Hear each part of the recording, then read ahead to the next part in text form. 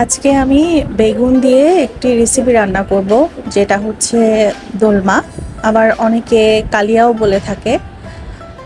তো বেগুনগুলোকে আমি দেখেন ভিডিওতে যেভাবে দেখাচ্ছি সেভাবে কেটে নিয়েছি। কেটে নেওয়ার পরে এগুলোর ভিতরে পেঁয়াজ কুচি দিয়ে মাখিয়ে নিচ্ছি এবং মাখিয়ে নেওয়ার সময় কিছু হলুদের গুঁড়ো, মরিচের গুঁড়ো এবং ধনিয়ার গুঁড়ো দিয়ে সুন্দরভাবে মাখিয়ে নিচ্ছি। এমনভাবে মাখাচ্ছি যাতে বেগুনের ভেতরে যে কাটা অংশগুলো আছে সেগুলোর ভেতরে যেন মশলাগুলো সব ঢুকে যায়। এরপরে আমি একটা প্যানে তেল নিয়েছি। তেলের ভিতরে পেঁয়াজ দিয়ে পেঁয়াজটা হালকা লাল করার পরে তারপরে হলুদের গুঁড়ো, মরিচের গুঁড়ো এবং ধনিয়ার গুঁড়ো দিয়ে কিছুক্ষণ মশলাগুলো কষিয়ে নিয়েছি। কষিয়ে নেওয়ার পর আমার যে মাখানো বেগুনগুলো ছিল সেগুলো একে একে আমি দিয়ে নিয়েছি। তারপর এগুলো কিছুক্ষণ কষাতে হবে। এর মধ্যে হালকা ফ্লেভার আসার জন্য আমি সামান্য একটু জিরার গুঁড়া দিয়ে নিয়েছি।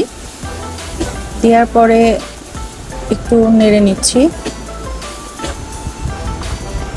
তারপরে কিছুক্ষণ এভাবে নেড়ে চেড়ে নিতে হবে। নেড়ে চেড়ে নেওয়ার পরে তারপরে পানি দিয়ে নিব।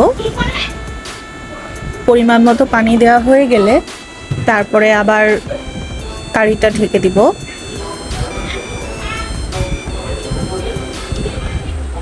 এভাবে ঢাকনা খুলে মাঝে মধ্যে নেড়ে চেড়ে নিতে হবে। নেড়ে চেড়ে নেওয়ার পরে যখন প্রায় হয়ে আসবে তখন তার মধ্যে কিছু আম আমি কেটে রেখেছিলাম, সে আমগুলো এভাবে স্লাইস করে কেটে তারপর এর মধ্যে দিয়ে নিয়েছি। এখন আমি এগুলোকে কিছুক্ষণ রান্না করার জন্য রেখে দেব। সেগুলোকে সাইডে সাইডে ঝোলের ভিতরে ঢুকিয়ে নিয়েছি। নেয়ার পরে ঢেকে নিয়েছি। ঢেকে নিয়ে আবার কিছুক্ষণ পরে খুলে নিয়ে আবার কিছুক্ষণ নেড়ে চেড়ে দিলাম।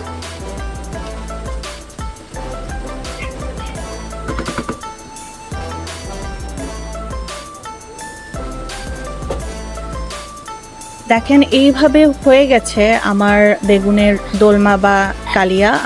আই হোপ যে রেসিপিটি আপনাদের ভালো লাগবে।